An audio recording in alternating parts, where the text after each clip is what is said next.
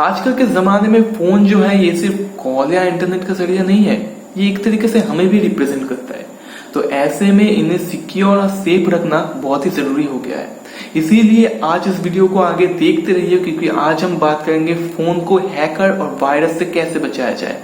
Hello YouTube, मैं हूं आपका होस्ट और आप देख रहे हैं शायन नेक्स्ट टेक। अगर आप इस चैनल पे नए हैं तो चैनल को सब्सक्राइब कर दीजिए, ताकि मैं जब भी ऑनलाइन आऊं आप तक नए नए वीडियोस पहुंच सके।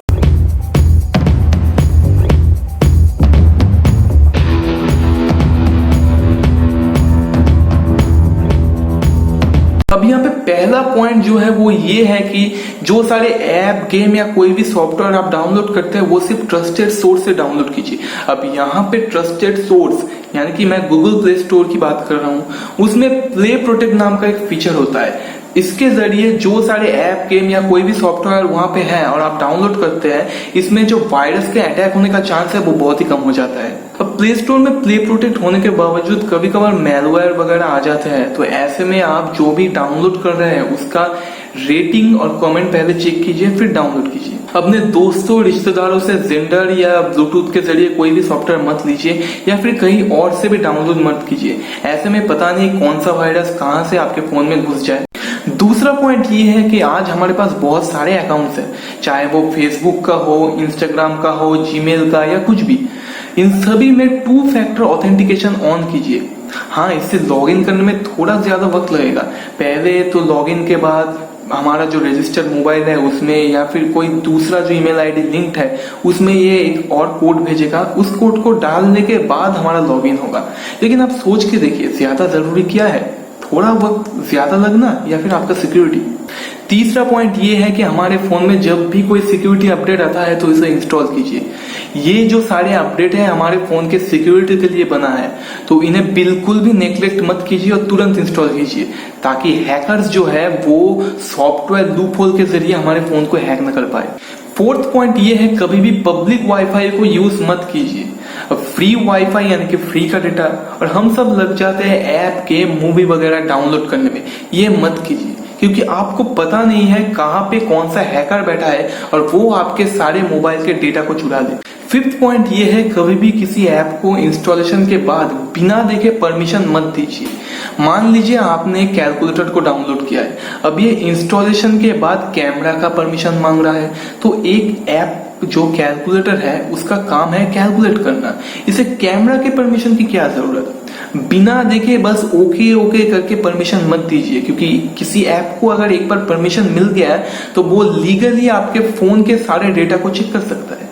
सिक्स्थ पॉइंट ये है, जहां से आप बैंकिंग के सारे ट्रांजैक्शन करते हैं, चाहे वो पेटीएम हो, गूगल पे हो, या फिर आपके बैंक के एप्स, या फिर आपका फेसबुक, व्हाट्सएप, इंस्टाग्राम, जहां पे आपके सारे पर्सनल डेटा है, इन सब को हमेशा पासवर्ड प्रोटेक्टेड रखिए। मान लीजिए आपने आपका फोन किसी और को दिया या फिर आपका फोन खो गया है, तो ये सारे जो वैल्यूएबल इंफॉर्मेशन है ये कहीं किसी के हाथ में लग ना जाए। और अगर हो सके इन सारे ऐप्स को किसी पिन या पासवर्ड से ही प्रोटेक्ट कीजिए, क्योंकि फेस अनलॉक जो है वो ज्यादा सिक्योर नहीं है। सेवेंथ पॉइंट ये है कि सेम पासवर्ड आप सारे अकाउंट में मत इस्तेमाल कीजिए। मान लीजिए आपका फेसबुक का जो पासवर्ड है वही आप बैंकिंग ट्रांजैक्शन के भी लिए यूज कर रहे हैं, और वही पासवर्ड आपका गूगल का भी पासवर्ड है। तो ऐसे में अगर हैकर को किसी तरीके से आपका एक पासवर्ड मिल गया तो आप सोच सकते हैं उसके लिए सारे अकाउंट्स को एक्सेस करना इजी हो जाएगा। अगर आपको बहुत सारे पासवर्ड याद रखने में प्रॉब्लम हो रहा है तो घर में किसी डायरी वगैरह या कहीं पे लिख के रखिए, और पासवर्ड जो है वो हमेशा बहुत स्ट्रॉन्ग यूज कीजिए। Upper case, lower case, number, sign वगैरह सभी इस्तेमाल कीजिए। एट्थ पॉइंट ये है कि बहुत बार ऐसा होता है कि हम लोग किसी दोस्त के ओटीजी से पेन ड्राइव को हमारे फोन में कनेक्ट कर रहे हैं, तो ऐसे में पता नहीं कौन सा वायरस कहाँ से हमारे फोन में घुस जाए।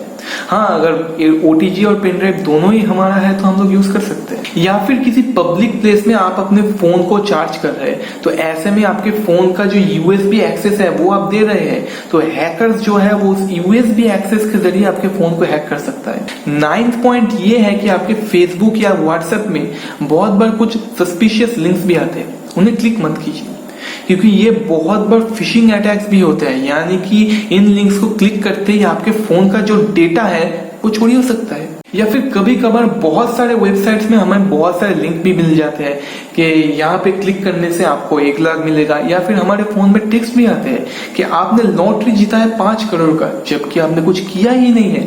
तो ऐसे लिंक्स पे क्लिक बिल्कुल भी मत कीजिए, क्योंकि आपका जो डेटा है वो झट से चोरी हो। और आखिर में हो सके तो अपने फोन में आप कोई एंटीवायरस यूज कीजिए, क्योंकि आज का ये छोटा सा इन्वेस्टमेंट कल के लिए बहुत बड़ा हो सकता है। अगर आप किसी ओपन वाईफाई को यूज कर रहे हैं या फिर घर का कोई वाईफाई है तो वो सिक्योर है कि नहीं, या फिर कोई बैंकिंग ट्रांजैक्शन भी अगर जब आप कर रहे हैं तो उसे थोड़ा और ज्यादा सिक्योर कर देता है। मैं उम्मीद करता हूं जैसे हम सब वायरस से बच रहे हैं वैसे ही आप इन पॉइंट्स को फॉलो करके अपने फोन को वायरस और दुष्ट हैकर से बचा सकते हैं। अगर ये वीडियो आपको अच्छा लगा तो इसे लाइक और शेयर कर दीजिए, और साथ ही साथ अगर आप चैनल पे नए हैं तो इसे सब्सक्राइब भी कर दीजिए, क्योंकि मैं आप लोगों के लिए ऐसे ही नए नए वीडियोस लाता रहूंगा। इस वीडियो को देखने के लिए आपका बहुत बहुत शुक्रिया। मिलता हूं मैं आपसे अगले वीडियो में, तब तक के लिए वंदे मातरम, जय भारत, थैंक यू।